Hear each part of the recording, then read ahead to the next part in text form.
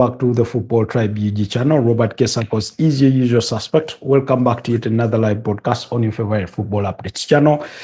It's a beautiful Monday morning, the 15th of December, 23 minutes past the hour of 9 a.m.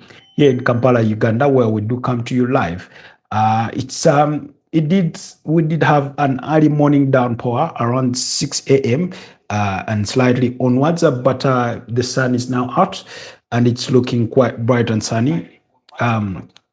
Typical of Kampala weather, one moment raining and another shining. So it's a beautiful morning, and I hope you are all okay. Welcome back from that action-packed weekend in which we saw so many things, some less pleasing than others, some a little bit surprising, but usually surprises are not many in football because it is a sport where anything can happen at any given one time. It was a weekend of tears, nerves, jubilations, tribulations, commiserations, depending on where you're standing from. But I must say, it was also delight for many teams. We did not get any major downfalls in as far as the weekend was concerned. I think the most disappointed will be Newcastle for losing the Trainware Derby against Sunderland by goal to nil, to the extent that Sunderland on their stadium screen, instead of putting Sunderland 1, Newcastle 0, they put Sunderland 1, visitors 0, or 0 to the visitors. It is the football banter. It comes with that. Not what we would love to see, but it is part of football. A disappointing performance from the Arsenal that brought back bad memories from last season. We have an exclusive video on that one. I should be dropping today at 10:30 a.m. Hopefully by the time that video premieres, we'll be done with our broadcast here. Real Madrid back to winning ways, beating up against Deportivo Alaves by 2-1. Kylian Mbappe and Rodrigo Goes, their own target for Real Madrid. Realist Vicente was the goal scorer for that.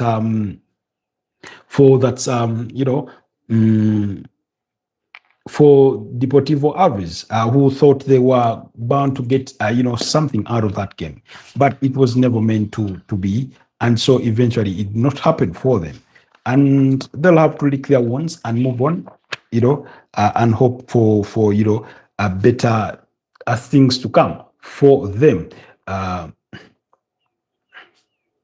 Just excuse me. Just needed to note a reminder there for something that I needed to have done over the course of the weekend, but I was unable to get to it. Anyways, match day 16 wraps up today in as far as the Premier League is concerned, when Manchester United come in action against AFC Bournemouth. We're looking forward to that game. It's a game that does promise to be entertaining. It's going to be a nervous game. I don't know. It feels like majority of games this season in the Premier League, and that this has to do with everything, of the appearance of the Premier League table. Every game feels like it's the most important game of the season for each respective team. Whether you're at the top of the table, whether you're at the bottom, because at the bottom of the chain of the Premier League table, Wolves are still searching for their first victory of the season, and at the top of it, every game feels like a final for this Arsenal side, with Manchester City breathing down their necks, So, and if you're in between, you feel that you do not want to be left a mass, of points apart by your immediate opponent, either above you, or you do not want to be leapfrogged by the one immediately below you. So it feels like it's been like this for the better part of the season after 16 games played. Like I said, we only have 3 games down to the halfway point of the season. That will be match day 17, 18, and 19 as we see out the rest of the year. And I think those games, depending on what your team is, are going to come very soon. That's over next weekend and the weekend subsequent to that. And then we'll have, I think, a midweek game because that will come around the 30th of this month and the 31st, which will be Tuesdays and Wednesdays, before we start the second part of the season at the weekend that ushers us into after in the first weekend of the new year. That will be between 3rd and 4th of 2026. When you look at, like I said, when you look at the Premier League table, you can't help it but wonder what's happening this season, because it's not very common that we see the kind of competition that we are seeing this season, where the most number of points between two teams, that's between a team above the other, is possibly what? 5 points. And that's between Aston Villa in 3rd place and Chelsea in 4th place. Other than that, you have 2 points, you have 1 point, and things like that. And of course, at the bottom of the table, we are Burnley up 8 points ahead of Wolverhampton Wanderers. But the reason as to why that's meaningless is because both teams are in the relegation zone. So if the season were to end here, both would still get relegated, But when you look at, it's only 3 points separating the 18th place team in West Ham United and Leeds, who are 17th, So those are small margins, I think, are what are keeping us on our heels in as far as this weekend, in as far as the Premier League is concerned. Anyways, here is a recap of what the results were. For those of you that are just joining us, kindly like the broadcast, but also if you're new here, consider subscribing to the channel. Otherwise, it's a pleasure to have you join us. For our new community members that recently subscribed, thank you so much for your love and support. We do not take it for granted. We do appreciate you equally a great deal. The weekend kicked off with 2-0 victories for Chelsea against Everton, and for Liverpool at home against Brighton and Hove Albion, with Hugo Ekitike picking a brace for Liverpool. Reedist, Malo Gusto and Cole Palmer, ice-cold Cole Palmer, were on target for Chelsea as they returned back to winning ways. After that, Fulham got the better of Burnley in a 3-2 victory, while Arsenal, with their very unconvincing performances, I think the worst I've seen of them this season, managed to overcome Wolverhampton Wanderers by 2-1. The result in itself is misleading of the performance that they had on the pitch, as we will get to see in the course of this broadcast. Same applies to Manchester City's 3-0 victory against Crystal Palace. If you read it on face value for what it is, that it was a 3-0 victory for Man City against Crystal Palace, you may think, Man City had just cruised and had a routine victory in that game, but it was far from that. Nottingham Forest getting the better of Tottenham Hotspurs, and the manager, in Thomas Frank, says if nobody is given time, then nobody can turn it around. That's when he was asked whether his job is in jeopardy in as far as Tottenham are concerned this season. I've seen Tottenham Hotspurs fans say, how are we better than we were last season? In any case, some are giving a bit of credit to Ange Postecoglou that at least last season they were creating chances, that they were showing intent going forward. It may have not been successful because they ended up finishing 17th on the Premier League log, really losing 22 games. They are not convinced that it is going to be any better than that, from last season. They are not convinced that they are not heading towards that same destination, because they are rapidly falling down the Premier League table. Going into match day 17 of the season, Tottenham Hotspurs find themselves 11th so after 16 games played with 22 points. Now,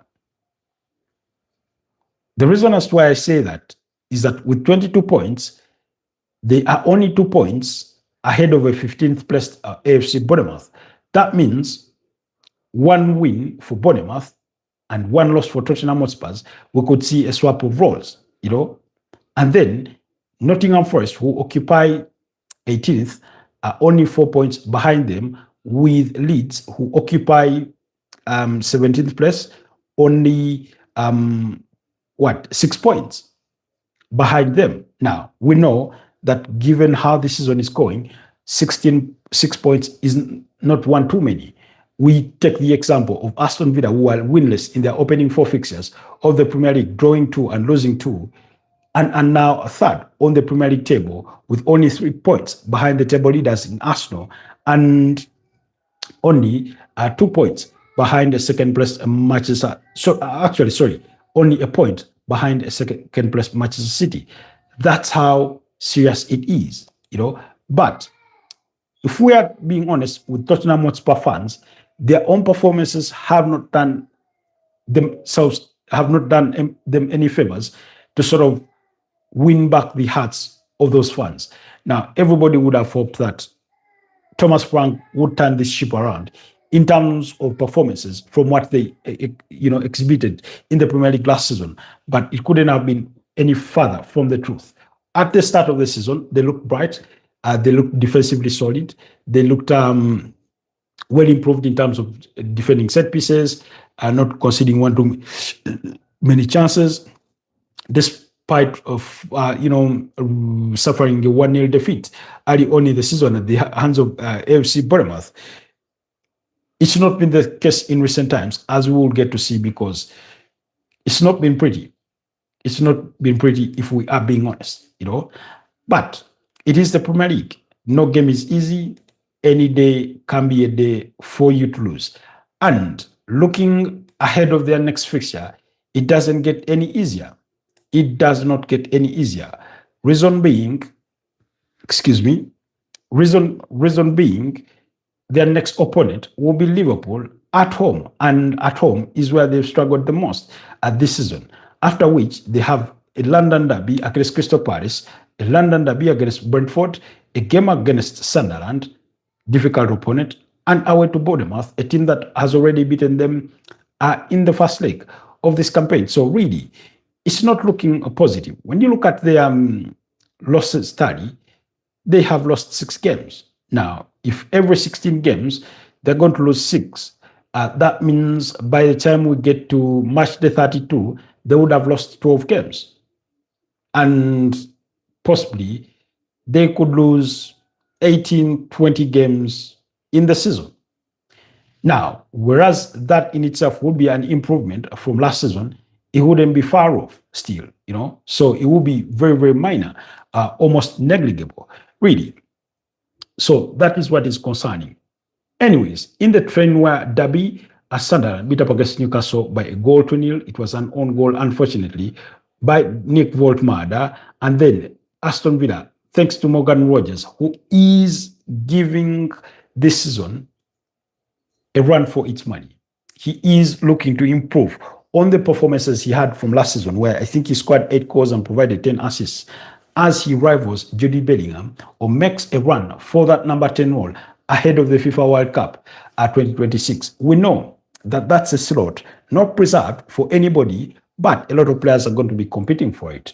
Phil Foden could be the guy having a say for that place. It could be Jude Bellingham. It could be Ebeleche Eze. It could be Cole Palmer. It could be Morgan Rogers. It's up for grabs. And there's a lot of many players fighting for it. But only one man is standing out at the moment, and that's Morgan Rogers at Aston Villa. He scored a brace yesterday as they beat up against West Ham United by 3-2. It wasn't pretty, but it was their 9th consecutive victory across all competitions for this Aston Villa side. The last time they lost, that was against Liverpool by 2-0 at Anfield. Ever since then, they've not looked back, including dismissing the table leaders Arsenal on their way just last weekend by 2-1. Then, in the late kickoff of Super Sunday, we observed a 1-1 draw between Leeds United and Brentford at the G-Tech Stadium. Not the result I had expected, because I had given Brentford to win this particular game, but it was never meant to be. It is football.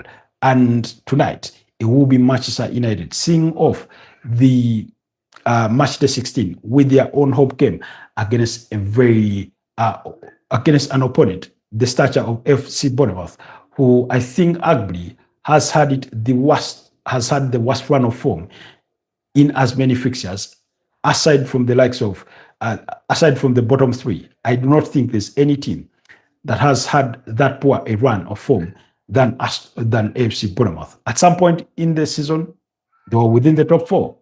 Right now, as we speak, they are closer to relegation than they are to the top four. I mean, they are only 7 points away from relegation. Realist, realist, they are 8 points away from the top four. So really, in that context.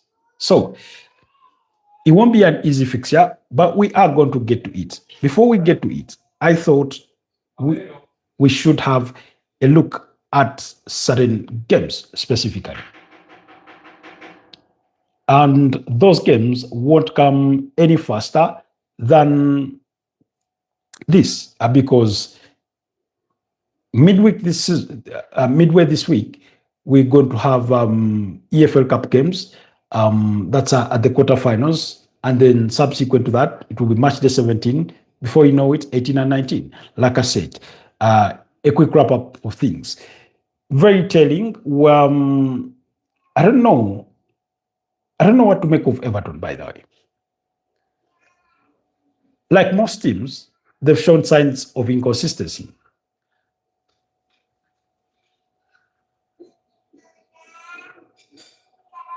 Like most teams, it's not been pretty. Those signs of inconsistencies have come much like for any other team. I think Chelsea have had the same thing. Same can be said for Manchester United. Same can be said for Liverpool. And all the teams in between. And all the teams in between. You know? So, we are talking about a team who I think have garnered, I think, some of the most points in the last couple of fixtures. Even better than Arsenal. I think 12 from the last 6 fixtures, with Manchester City at 15. And yet, somehow, they're not very consistent. Because when you look at the last 5 fixtures, they've now lost to Chelsea by 2-0 over the weekend. In between there, they had a 4-1 defeat against Newcastle. 4-1. Now, that wasn't a good result. So, when I say I do not know what to make of Everton, it's not much different from the other inconsistent teams. On a given day, they can't beat up against any top side. They can't beat up against any opponent. On another day, they will lose suspiciously. And their performance against Chelsea was sort of an indication of that they can be bad on a given day, even though we want them to be good, even though they can be very, very good. Now, like I said, in as far as the context of the Premier League table is concerned, they are at 24 points. Only 2 points adrift of a 5th place, where Crystal Palace have 26 points, with Liverpool below them at 26. Sunderland, 7th, 26 points, 1 point, Manchester United being ahead of them. It's the nature of the Premier League table. If United win their game tonight, we know how far they can go. You know, that's the story of the Premier League this season. So when I see yesterday's performance, and by the way, this says much about Everton as it does much about Chelsea, because coming into that fixture, Chelsea themselves had done themselves no favors in the last running of games, you know? And really, their next game is away to Newcastle, where they lost by 2-0 last season, with Nicholas Jackson getting a red card in that game. You look back onto that, and they had a goalless draw, a defeat to Leeds United, a draw against Arsenal, and their only victory coming against Burnley. You know? So I don't want to say it's confusing because, to be fair, it's not confusing. It's just inconsistent. What Chelsea have had, Everton have had. My prediction had been a 1-1 draw. Hi, Karina Magia, something like that. Hi, Karina. Good to have you on the broadcast. So, really, Chelsea had a good day in office. Everton had it poor. And we do not know, by the roll of next weekend, roles could have flipped. Of course, the next game is not easy anyway. It's going to be against Arsenal. The advantage is it's going to be at home. We're talking about an Everton side that a couple of weeks ago, we're down to 10 men and still beat up against Manchester United. So, like I said, this game is indicative of everything that has happened this season. One day you have a good performance, another day you're shambolic. Now, is there an expectation that Chelsea are going to go on that trot of run of fixtures where they are just winning? I'm not saying their next opponents are any easy because you have Newcastle and Aston Villa, and it doesn't get any harder than that. And then you have Bournemouth, you have Manchester City and Fulham. Now, when you look at those next run of fixtures, anything can happen. When you look at this Chelsea team, when they were dismissing away Barcelona by 3-0, not that Barcelona are in the best of shapes in as far as the UEFA Champions League is concerned, this is a Chelsea team that can beat up against Newcastle, albeit it's away from home, that can beat up against the most on-form team in Aston Villa, that are capable of beating up against Manchester City and beating up against Bournemouth. Really, they just wrapped up a goalless draw recently and beating up against Fulham. But whereas they have all those capabilities, they're equally capable of going through that run without a win. That's the confusing part. That's the hard part to define some of these teams. So, but I think in a way, I was happy for Cole Palmer. He did return with a goal. And for somebody who struggled with a couple of injuries this season, I was happy for him. When he thrives, Chelsea thrive. In his absence, they've had it on and off. And it's not to say that when he's around, they never lose games, they never drop points. That's not the case. But anything can happen. Anything can happen. That's just the point, really. So we'll have to wait and see in as far as things go there. But I thought Chelsea deserved their victory. They were the better side with 5 shots on target, 17 in total on goal, and they marched on with that victory. Then Liverpool, it wasn't the best of performances. Brighton were not clinical with their chances, particularly those they created in the second half. They got a goal almost out of nowhere when Hugo Ekitike scores in the first minute of that game. And then brilliant corner kick from Mo Salah that he puts his header to in the second half for them to get, the second goal. They could have scored more. Mo Salah was suspect for missing a chance.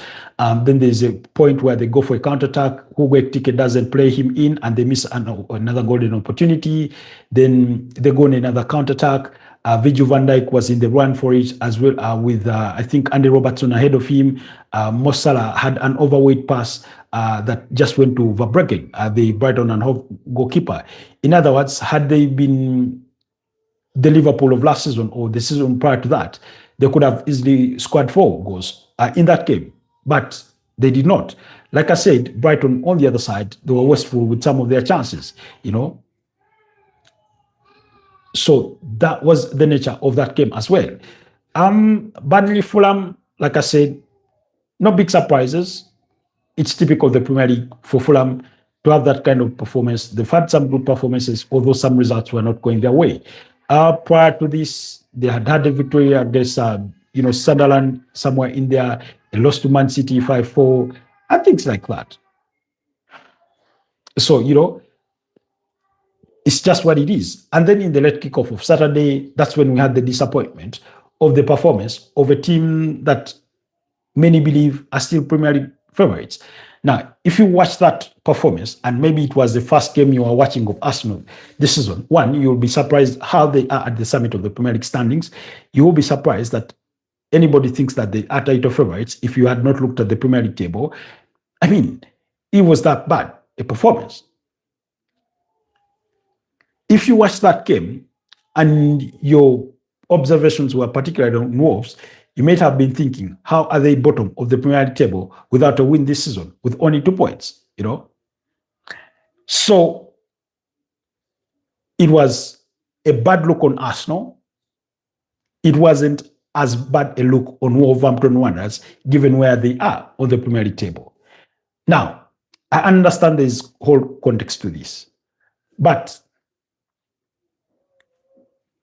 the thing about, there's a saying in Uganda that what comes knowingly to you takes less away from you. In other words, for example, if a tragedy were to befall you when you knew beforehand that it was going to befall, you create circumstances that prevent you from too much loss. So, for example, let's say you knew there was going to be a flood. Maybe you'd shift from that house, or maybe you'd move out some of your property, and keep it somewhere else. That by the time floods come, you're protected. What I mean to say is that teams coming to play with the low block against Arsenal, to be overly defensive, it is something they have expected right from last season. Part of their behavior in the summer transfer window was to get players that could help them penetrate those teams, with the signing of Madueke Ebeleche Eze. Of course, with all the other players that were filling the gaps left by others, those that had moved on. And yet, you feel that they are struggling. On paper, they've done better in terms of results. But when it comes to performances within those games, they are far from convincing. Now, if they needed any kind of reminder of how opponents were going to behave against them, Manchester City gave them that very early on in the season, when they came and were very, very defensive at the Emirates Stadium.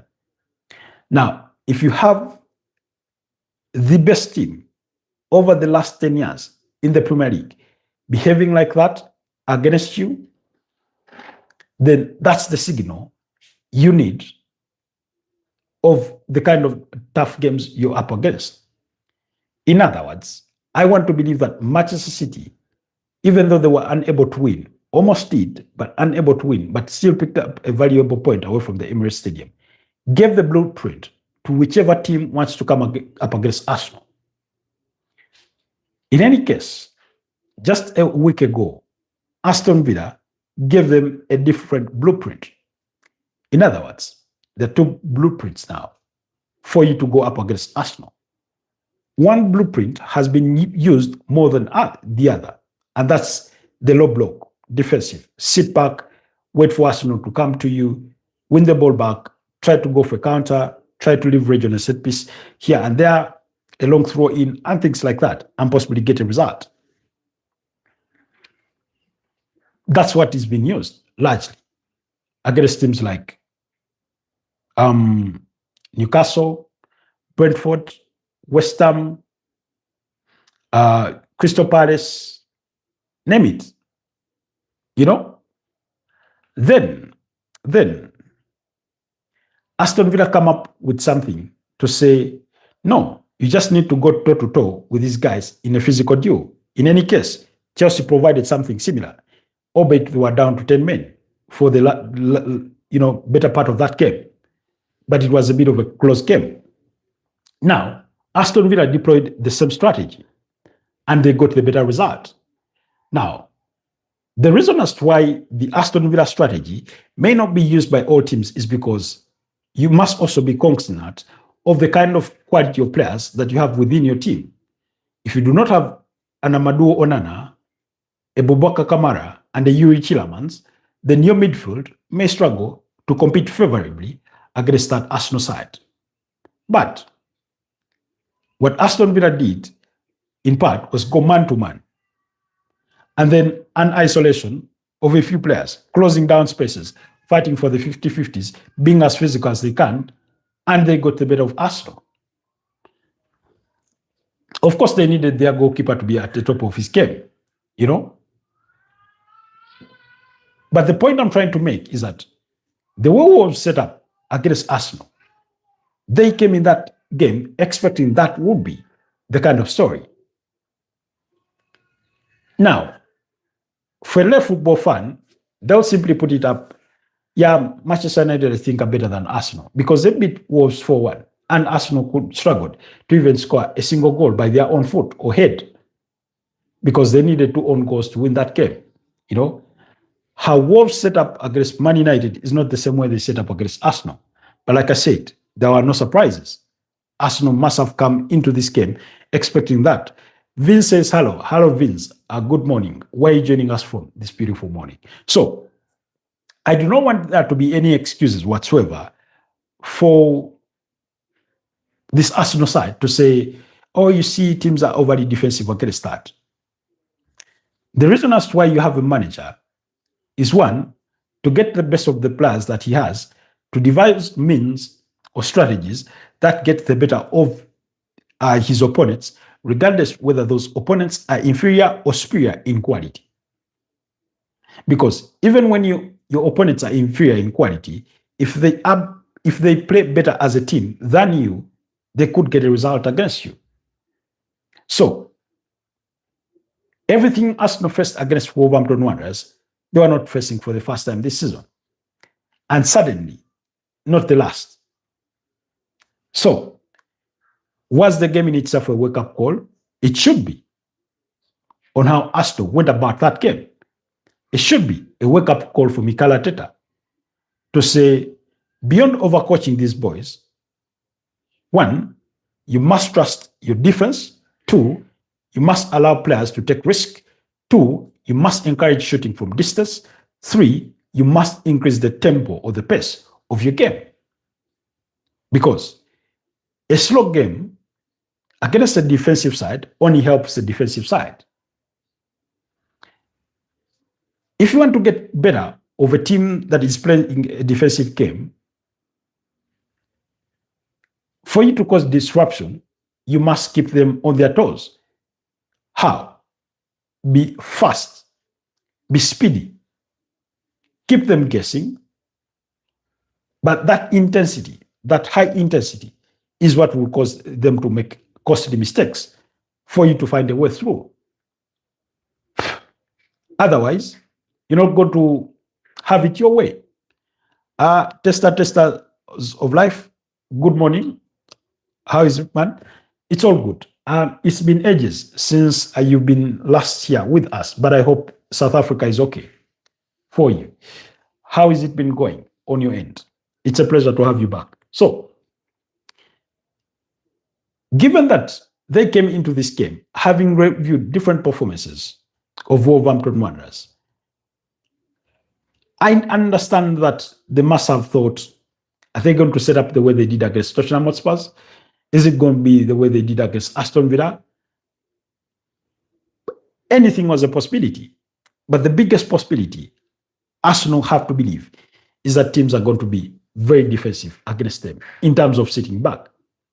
Like I said, if you thought Wolves were defensive, wait when you meet Everton. The difference will be that because of the kind of improved quality that Everton have in players like Keenan Risbury Hall, in players like Jack Grealish, in players like, I do not think Ilman Ndiaye will be available because he's gone away for AFCON, and possibly Idris Gana Gueye is going to be absent. But James Garner in that midfield, Tony Barry, I don't know whether he will be available, but whichever it will be, whether it will be Beto leading the lines, the likes of James McNeil will be back possibly in that setup to replace, a missing Ilman Ndiaye. Expect nothing different from Everton. And guess what? That's how Everton have behaved against Arsenal over the last couple of many years. Last season, Everton picked 2 points off of Arsenal.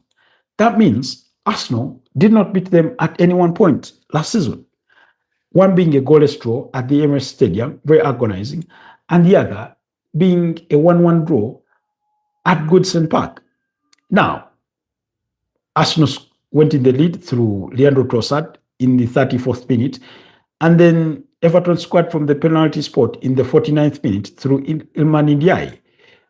Like I said, that's a game in which Arsenal dropped points. What is it to say that this season is going to be any different? Now, we wait for this Arsenal side to be tested to see whether they actually learned lessons from last season against the same opponent. Otherwise, we'll see a repeat of sins from last season. Like I said, there's going to be a video upcoming at 10:30 a.m. regarding specifically Arsenal's performance against Wolverhampton Wanderers, the worst that I've seen of this season. Now, Testa says it's going well, just been really busy. I'm very happy about Arsenal. How have you been, Tribe? I've been largely okay. Thanks for asking. For me, Premier League is still undecided. Too close to call now. Yeah, it has always been too close to call right from the onset because many people thought Liverpool were favorites, and rightly so, because of the quality they have in their squad, but also by the virtue of the fact that they are the reigning champions. Two, somebody the other day was telling me that their prediction was for Manchester City to win the Premier League title. I did agree with it, not because it was my prediction, but because of their own pedigree over the last course of 9 years, during which they've won it 6 out of 9 times of asking. So, that was in itself food for thought. So, to sum up Arsenal's performance, like I said, you're going to get an extended analysis of that game in an exclusive video that is dropping at 10:30 a.m. It's going to premiere. So wait for that. But it showed that Arsenal still have so many things to fix. In that game, it was only Leandro Trossard that attempted to find Victor Gyökeres, like intentionally find him. And when he finds him, Victor Gyökeres physically gets the better of his defender, brings the ball to his control, and has a shot at goal. Unfortunately for him, it was a couple of inches wide. But that in itself is very telling. Now, one will ask, how about the cross in the first half from Bukayo Saka? It was just a cross in the first of goal for anybody to get to. Yes, Victor Gyökeres was maybe a second late or shorter to get to it because, and I saw somebody making the argument that as soon as Bukayo Saka gets that ball, Victor Gyökeres should be moving within that space. That's easier to say, but for a player that is not accustomed that's what ordinarily is being done for him, you cannot blame him. How many times have we seen those kinds of crosses being made for Victor Gyökeres? Not very often. So you cannot blame him for not getting there fast enough. In the second half, you had a moment where Gabriel Martinelli again has a similar moment. And the difference was Gabriel Martinelli was going for goal. He did not attempt to play a pass to Victor Gyökeres. However, one would have hoped that if Victor Gyökeres had dashed inwards early enough, he could have gotten his body to that ball to help it into the back of the net. That was never the case. So, in the entirety of the game, for the length of time when he was on the pitch, it was only Leandro Trossard that attempted to directly find him. And guess what? He's the Arsenal striker who we thought was the guy that is going to help Arsenal get things over the line in terms of winning a Premier League title, in terms of scoring those important goals.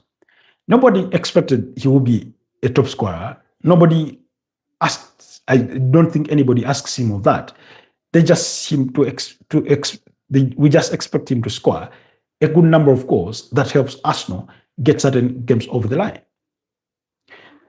So until I watch him miss chance after chance, that's when I'll cancel him. But until he gets that many chances that we say, oh, our guy is missing lots of chances, I do not want to crucify him. Not one bit. In any case, that that injury that kept him out for a period of a month did not do him any favors. So, a very poor performance from the Arsenal, but they did not score a goal, but they managed to win. Two own goals from Sam Johnson and Mosquera were enough to reduce Arokodare's 90th minute goal into a mere consolation as they got all 3 points to stay at the summit of the Premier League standings. And it's just what it was. Man City, this we talked about last night, very good performance. Crystal Palace will be disappointed in their own performance in terms of not being clinical with their chances. Otherwise, they could have gotten something out of that game. Nottingham Forest, very, very good against Tottenham Hotspurs.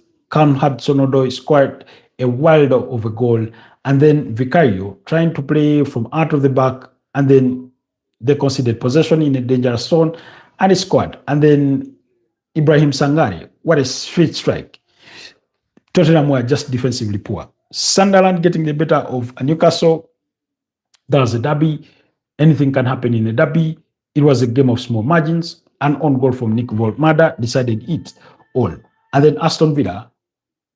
You know, when you're in that winning form, when you're in that winning spirit and mental state, you almost believe that you can win any game of football. You almost believe that no matter how many goals you concede in a game, you can still find a way to win. Over the last 3 games, we've seen late goals from this Aston Villa side. We've seen them win 4-3 against Brighton. We've seen them win 3-2 yesterday against West Ham. We've seen them get a last-minute kick of a goal to beat up against Arsenal. That only comes with the confidence of being in great form. So, Aston Villa deserve their flowers. But Morgan Rogers, what a man. What a man. Anyways, let's get into the review for the game between Manchester United and FC Bournemouth in as far as today is concerned. The game does come at a time when Manchester United are not in the worst of form. But before we get into that, Tester of Life says, I'm off. And now, Tribe, you and everyone must have a wonderful day. And always remember, this is my favorite stream. And I appreciate your every insight. Tribe, thank you so much, Tester of Life. I wish you a blessed day and a blessed week ahead as well. So, Man United are not in the worst of form, like I said. They've only lost one of their last 5 fixtures. That's the loss to Everton. They've had 2 draws against Tottenham Hotspur and against West Ham United. They've had 2 victories against Wolverhampton Wanderers, which was last Monday. 4-1 victory. Bani Mbomo, Mason Mount, Bruno Fernandes with the breast in that game as the one. I think the game will come. I do not know. Benjamin Sesko may miss it through food poisoning. He recovered from injury and apparently suffered food poisoning. But also, prior to the draw against West Ham, they had a 2-1 victory away to Selhurst Park against Crystal Palace. So, on the other side, like I said, Bournemouth could be one of the worst, the most off-form teams in the Premier League that there is. They've since slipped to as far down as 15th. Having won 5 games, drawn 5, and lost 5. Over the last 5 games, they've lost 3 and drawn 2. That's how very unconvincing the run of form has been. In any case, even Nottingham Forest, who are below them, have had 3 victories in their last 5 and 2 losses. And then even Leeds United, who are further down, have had a victory, 2 draws, and 2 losses over the last 5 fixtures. That tells you how poor they have been. Only Burnley and Wolverhampton Wanderers, who occupy the bottom 2 places, have a worse form in the last 5 games as compared to AFC Bournemouth. So, with that said, I do not think that there presents itself a better opportunity for Manchester United to beat up against Bournemouth than this fixture. This is Never Myanmar. Never Myanmar says, sorry, sir. Hi, Never. Good to have you on the broadcast. So we are talking about a team that United need to get one over. Bournemouth having beaten up against Manchester United by 3-0 last season at Old Trafford, Anton Semenyo, Dinhausen, and Patrick Kluivert from the penalty spot, scoring in that game to ensure that they won by 3 goals to 0. Really, the reverse fixture ended in a 1-all draw at the Vitality Stadium, with Rasmus Højlund scoring in the 6th minute of stoppage time to rescue a point to cancel out Semenyo's earlier goal in a game in which Evan Nilsson was given a red card. Over the last 5 contests between the two sides, Bournemouth have won the fixture twice. There's been 2 draws and there's been 1 victory for Manchester United. So it's a bit of a close one, but we know that Bournemouth are the better side. Now you are saying about soccer. Yes, I want to be good at soccer. You want to be good at soccer. Oh, that's good. Just start with equipping yourself with as much information as you can and being very observant. Please teach me. I do not think I can teach you, but I think I can advise you. One, if you can, write short blog posts about the game. That way, that scripting will help you possibly translate it into talk if that's what you want to do. But you'll have to consume as much football as you can. You'll have to consume as much information as you can. Where are you from? I'm from Kampala, Uganda. Thanks for asking. In your name, it mentions Myanmar. I do not know if you're from Myanmar, the country itself. I do not know much about Myanmar apart from their recent political wars within the country. So, yeah. So, anyways, like I said, I do not think United are going to get a better opportunity in terms of facing a team that is not in the best of form than AFC Bournemouth. Unfortunately, the Premier League being the Premier League, it's not always about the most on-form team winning. You say, I'm from Myanmar, okay, understandable, thank you. I think you're the first person to join us on this channel from Myanmar, so it's good to have you. I hope you've liked the broadcast, but also consider subscribing to the channel as well. So, in terms of what our expectations should be of Manchester United's starting 11, I mean, like I said, Benjamin Sesko is reported to have suffered some food poisoning. Then, according to Ruben Amorim, Kobe Maino can't get into the team. Myanmar says, I am a Raknese. Okay, Raknese. Okay, so in terms of the game itself, Matthias De Ligt is still out through a hamstring injury. Benjamin Sesko has stomach problems. Like I said, he suffered food poisoning, while Harry Maguire still has that hamstring issue. Lewis Cook, this game will come too early for him, having suffered a red card. Ryan Christie has a knee injury. Then Owen Baven has a thigh injury. Ben Gannon Doc has a hamstring injury. Remember, they signed the youngster from Liverpool. So, but on the side of Man United, expect Sene Lomans in goal. Aiden Haven, Nosa Mazori, and Luke Shaw possibly to be in that back three. Amadou Diallo, Diego Dalot as the wing backs with Casemiro and Bruno Fernandes, Brandon Mbeumo, Matthias Cunha, and Joshua Zirkzee. Now, United have a very, very good win rate when Mason Mount plays or starts a game. He's a bit of a darling player to Ruben Amorim, and maybe rightly so, because he's a player who, when he has been fit, has delivered for him. But that game in the finals of the UEFA Europa League, which they lost to Tottenham Hotspur by 1-0. So we do not know whether he will accommodate him, because accommodating Mason Mount in this game will mean either sacrificing Matthias Cunha or Joshua Zirkzee. And I, for one, would love Joshua Zirkzee to be on that pitch. And Brandon Mbeumo, he's been Man United's best player this season. I think he has a totality of 6 goals to his name. So it's a bit of a difficult one, but it is what it is. I was earlier on saying Kobe Maino.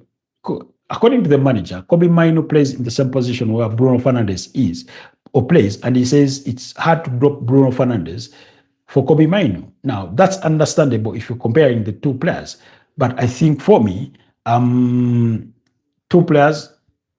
Are you a Manchester United? Are you Manchester United? No, please. I'm not a United fan. I'm a football fan. That's why I can objectively talk about even Man United. So I think you can accommodate Kobe Mainu and Bruno Fernandes in the same team. That's if the manager is willing to tweak his own system. In other words, to play a 4-3-3. In this particular case, you'd have four defenders.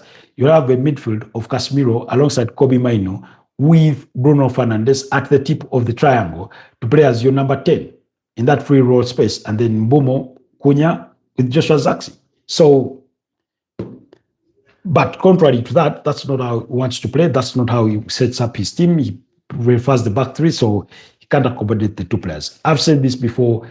Kobe Mainu could use a transfer away from Manchester United in January to get consistent game time if he is to be part of that squad for the World Cup for the England. And nobody knows that better than him.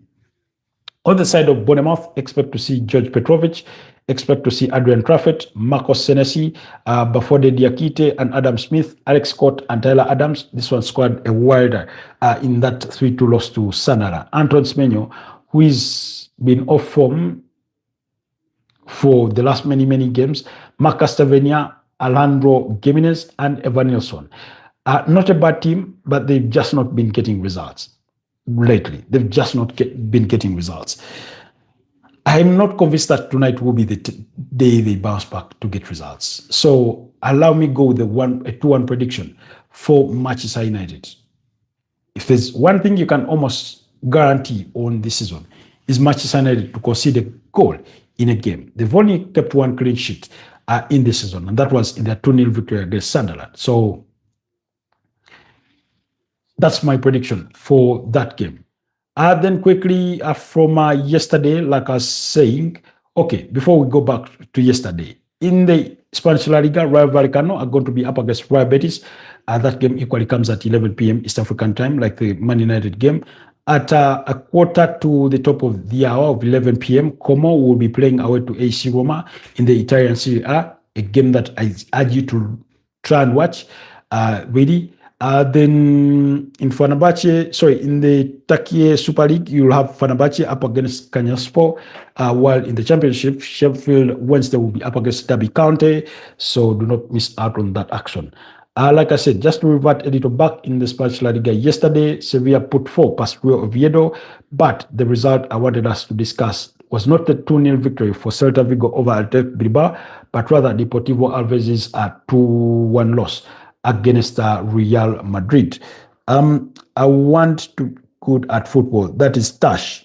Hi Tash 77 Z2T. I'll tell you what I told Myanmar earlier on. You just need to watch as much football as you can. Focus on the tactics beyond the entertainment of the game and understand it from a tactical perspective for you to learn about it, for you to be good at it. So, Kylian Mbappe scored a brilliant goal with Jude Bellingham providing the assist to give Real Madrid the lead. That was in the 24th minute. Released Vicente scored in the 68th minute to restore parity. Thanks, sir. Good. And then Rodrigo Goes at the end of a Vinicius Junior's pass to restore Real Madrid's lead, and that turned out to be a match winner. I thought Real Madrid had a good fight, but Deportivo Alves fought better.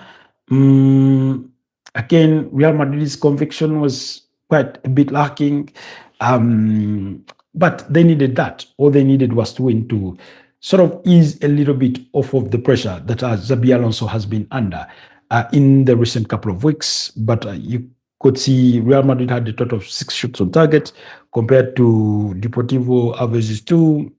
Deportivo, the reason as why I said Deportivo had a very good fight is because they even dominated possession. So, although slightly edging it to the tune of 52% compared to Real Madrid's 48%, but Real Madrid have hardly been that team that overly possesses the ball. They are about quick transitions and, scoring quick goals on the other side with scintillating pace.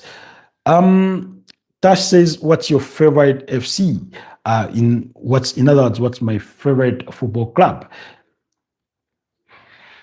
I would say, for me, football is my first love. As in, I love football as a whole. But beyond that, I then pay allegiance to Arsenal. I play allegiance to Real Madrid, and almost every underdog that will play on a given day or will cheer on every very good team that are worth their salt, that will bring their entertainment. That's how I will look at it. So that result for Real Madrid meant that they moved to 39 points. I remember they are only 4 points behind Barcelona, who themselves won by 2-0 against Osasuna in the weekend, with Rafinha providing the assist. I am world champion fan. Okay, what FC do you support? What club do you support? Even if it's a local team, you can tell me about it. If you're a Premier League fan, Spanish La Liga fan, Italian Serie A, French League One, German Bundesliga, wherever your team is, or if you just work for international team football and cheer on, well, so be it. So, anyways, 4 points separate Barcelona and Real Madrid. Like I keep saying, all is not lost.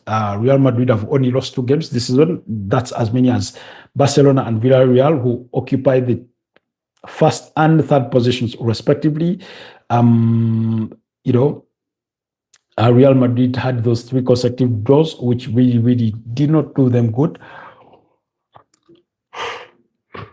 Excuse me.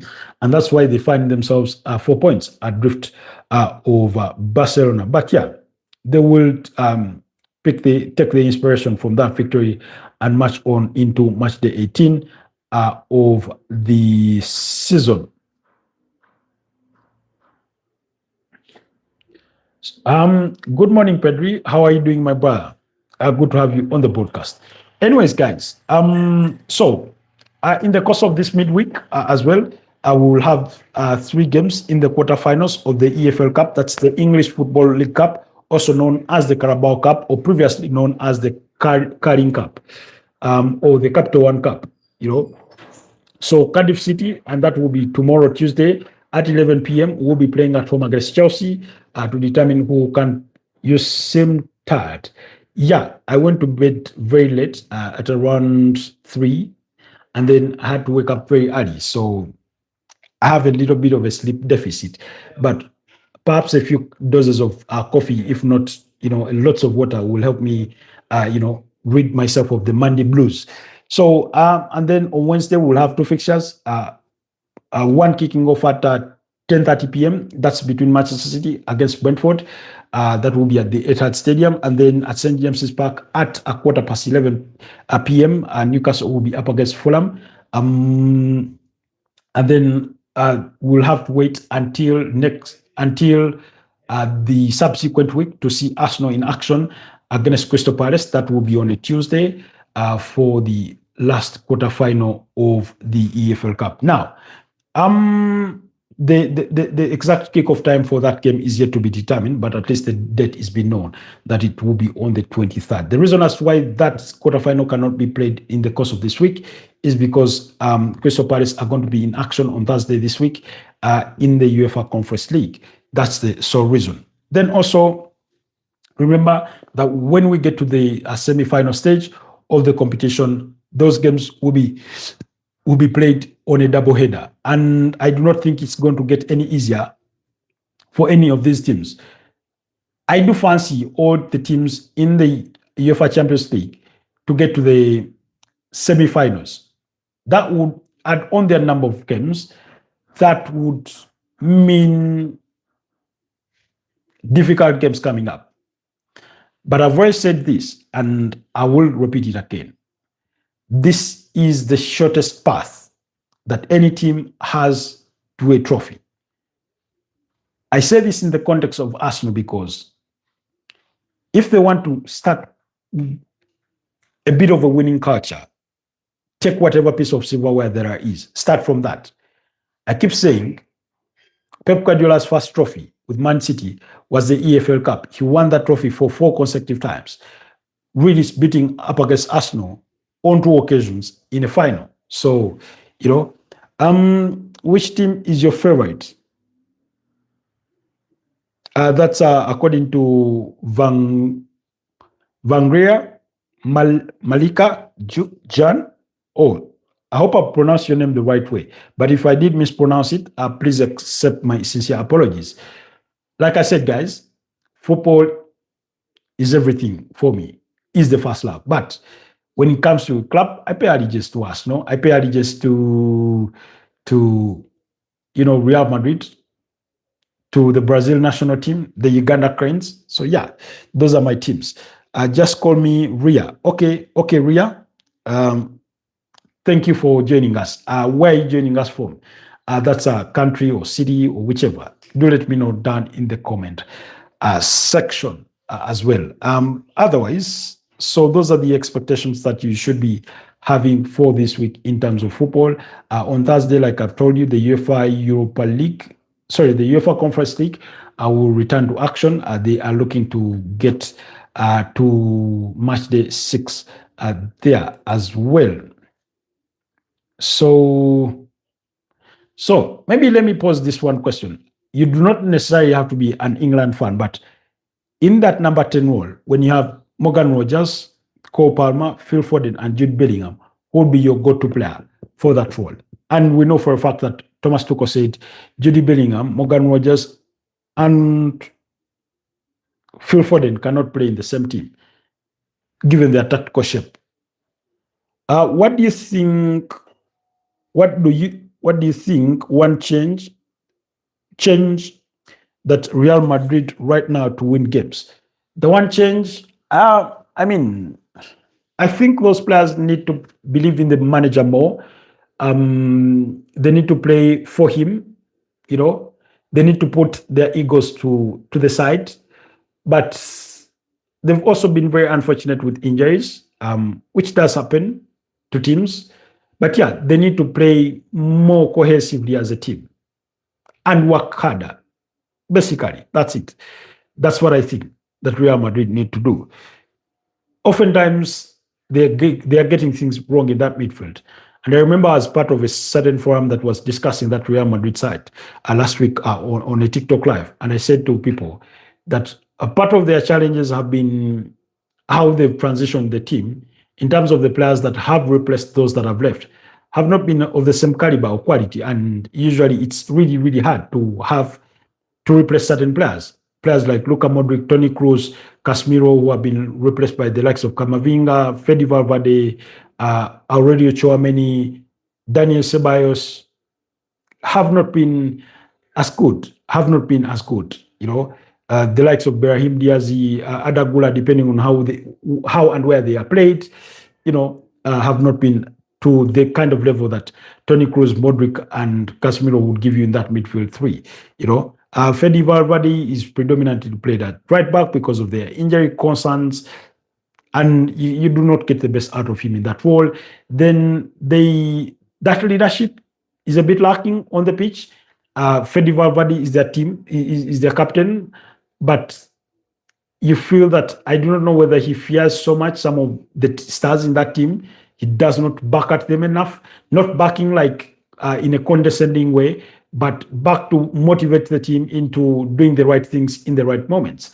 So because some ahead of him in seniority or at the same level with him, he may not command the highest of respect from the dressing room the way maybe Luka Modric commanded it, the way Karim Benzema commanded it, the way Sergio Ramos commanded it, maybe Thibaut Courtois would command it, but you have a lot of players that are too egoistic in that dressing room, the Kylian Mbappes of this world. And I'm not saying that he's disrespectful, because we've not had much of that, but that egoism does not help the team, the Vinicius Juniors of this world. Then you say, will you think Barcelona will pay to pay all their debts? I mean, they have to pay it. I do not know how long it will take them. I was looking at some of their debts when it comes to players. And they still owe Leeds apparently some money off of the transfer of Rafinha. They still apparently owe Bayern Munich off of the transfer of Lewandowski, among others. So I've also read reports. I do not know if Pedro is still here with us to tell us that Saudi Prince bin Salman is apparently offering up to about 10 billion euros to buy Barcelona. I do not know whether they are worth 10 billion euros. In my opinion, I think that would be an overvaluation of them. However, their recent refurbishment or improvement of the Spotify Camp Nou perhaps sort of surges that valuation a bit, albeit I still do not think they are worth 10 billion euros. So in terms of paying off their debts, I mean, they've struggled financially for now a good number of years. And there are no signs that they are going to dig themselves out of that hole very, very soon. But a takeover would certainly help them in that direction, because usually new owners tend to buy off club debt and sort of get things going so that whatever the club makes can be going back to reinvesting into the squad. But also, not that they've been known as a selling club, but I think they've not leveraged much on their very, very good academy, which produces very good players, to generate income by selling some of those stars. You know, players like Gavi, players like Pedri, players like Pau Kubasi, players like Balde, and I'm not saying Lamine Yamal, and I'm not saying they need to sell all of them, but at some point they need to trade a few of those players for a good chunk of money to help with that. Then also we've seen what has happened to players like Ansu Fati. At one time, I remember Ansu Fati signed a new contract at Barcelona, and his release clause was set to 1 billion euros.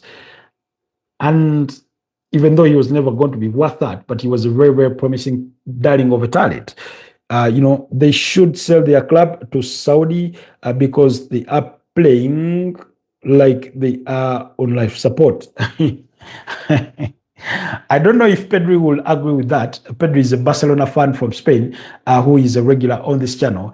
But I understand where you're coming from. Yes, sometimes this season, even though they've been winning games, and particularly more in La Liga, they've not looked at their very best. In any case, that 2-0 victory against Osasuna wasn't their best of performances. Their 2-1 victory against Eintracht Frankfurt in the UEFA Champions League did not signal that they are anywhere near their best.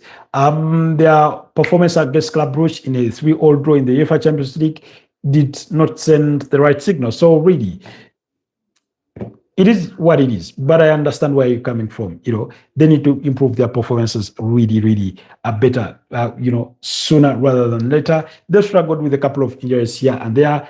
At some point, Johan Garcia was injured, Lewandowski was injured, Lamine Yamal has struggled with a groin injury and hasn't been in the finest of forms as compared to what he was last season. Rafinha also had to recover from an injury, has yet to hit the kind of form that he had last season, and things like that. So, but the one thing that you know about Barcelona is they do score goals, and that is what helps them oftentimes the most, but even though they concede just as much, almost. Anyways, guys, allow me wrap it here. Pedro is saying here, hey, I don't know if he wants to respond to any of those comments from Ria. They are from, he didn't tell us what country he's joining us from. I'm watching the premiere. Okay, so like I said, allow me wrap it here. Guys, you've been such a wonderful audience this morning. Thank you so much, Pedri. Thank you so much, Ria. Thank you so much, Tash. Thank you so much, Neva Myanmar. Thank you so much, Tester of Life. Thank you so much, Vince, for being part of this morning's podcast. It's always a pleasure catching up with you guys. Thank you so much for the kindness, your love and support, the time you've dedicated and you continue to dedicate to this channel. Like I said, at 10:30, which is already 10:30, there's a video premiering about Arsenal on the channel. Go over and watch it. You made a premiere about Arsenal. Now, I think, right. Yes, that video is premiering. So guys, go over there and watch it. Do let me know down in the comment section what you made of those submissions. Otherwise, stay blessed and I'll see you guys next time. Bye-bye for now.